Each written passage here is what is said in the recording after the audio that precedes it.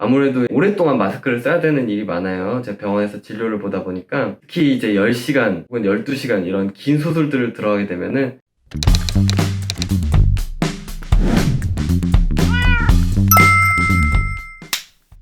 안녕하세요, 인싸닥스 조강현입니다. 원래 오늘 저희가 모여서 같이 촬영을 하려고 했는데요, 워낙 비가 많이 오고 위험할 것 같아서 저 혼자 국박 촬영하게 됐습니다.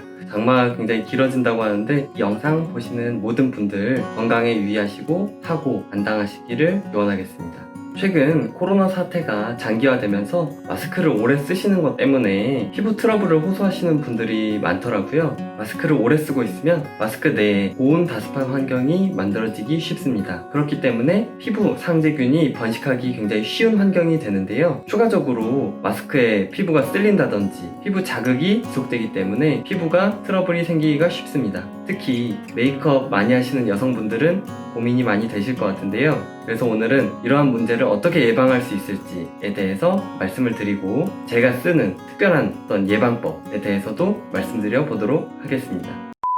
일단 원론적인 내용에 대해서 먼저 말씀을 드리면은, 첫째, 태안을 자극적이지 않게 한다. 또 태안 후에 충분한 보습을 해줘야 합니다. 보통 약산성 타입의 클렌저를 사용하는 것이 피부에 자극이 적다고 이야기를 하죠. 이런 약산성 타입의 클렌저를 사용하고 태안 도중에 너무 피부를 빡빡 문지르는 것은 좋지 않습니다. 태안 후에 바로 킨, 로션 등의 보습제를 발라주는 것이 좋은데요. 아무래도 건조한 피부는 찔이 일어나기 쉽고 피부 자극에 취약해지게 됩니다.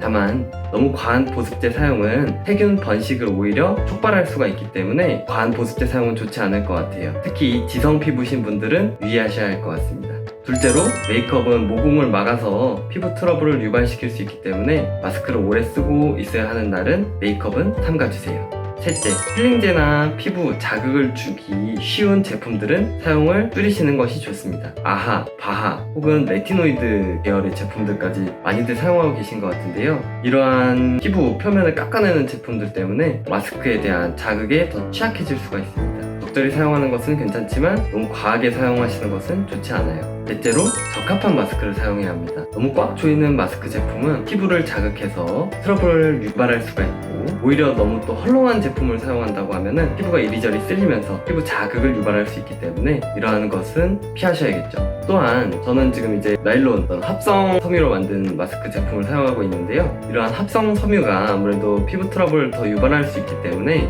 가능하면 천 재질의 마스크를 사용하는 것이 좋습니다. 만약에 KF94라든지 확실한 마스크를 써야 돼서 어쩔 수 없다 한다면은 요즘은 면 재질의 이너 마스크 같은 것들도 나오고 있기 때문에 이러한 제품들을 활용하시는 것도 좋은 방법일 것 같아요. 면 마스크는 반드시 주기적으로 세척을 해서 사용해야 되고, 마스크 내부도 하루 정도면 오염이 될 수 있기 때문에 이런 일회용 덴탈 마스크 같은 경우는 가능하면 하루에 한 번 정도만 쓰는 것이 좋습니다. 다섯째, 4시간마다 15분 정도 마스크를 벗고 환기를 시켜주는 것이 좋은데요. 아무래도 이제 혼자 있는 집이나 차 이런 환경에서 환기를 해줘야겠죠. 사실 우리나라에서 이렇게 환기를 해준다는 것이 쉽지는 않을 것 같은데요. 가능하다면 한 번 정도 환기해주는 것이 좋습니다. 자, 그런데 이런 조치들을 충분히 취했음에도 불구하고 피부가 좀 예민하신 분들, 피부 트러블이 많이 날 수가 있는데요. 이러한 트러블들은 보통 2차적인 세균 감염에 의해서 원악염으로 발생하기가 쉬운데요. 보통 심한 트러블들 같은 경우에는 염증 주사를 맞는 것이 좋습니다. 제가 예전에 염증 주사에 관한 영상을 하나 올려봤는데요. 참고하시면 좋을 것 같습니다. 그렇다고 항상 염증 주사를 맞을 수는 없기 때문에 보통 이런 증상으로 병원에 가게 되면 경미한 경우는 항생제 처방을 하게 됩니다. 미노사이클린 계열의 항생제를 처방하게 되는데, 증상이 있을 때만 먹어도 괜찮고 장기 복용한다고 심각한 문제가 일어나는 것은 아니기 때문에 이러한 항생제를 처방받아서 복용해보는 것도 좋은 방법입니다.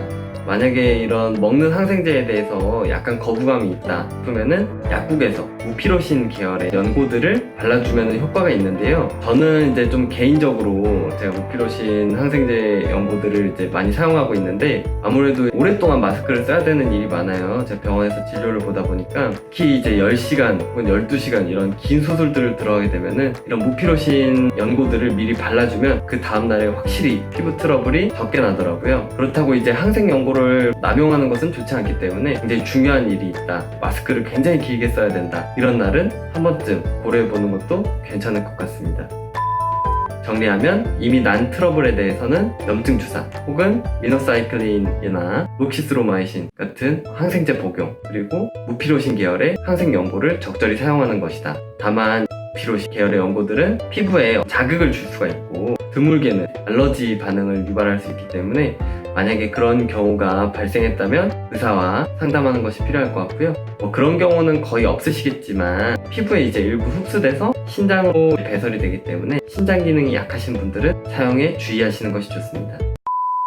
자, 오늘 이렇게 마스크와 관련된 피부 트러블에 대해서 말씀을 드려봤는데요. 개인 방역에 정말 힘써주시는 많은 국민 여러분 덕분에 그래도 우리나라는 방역이 잘 되고 있는 것 같습니다.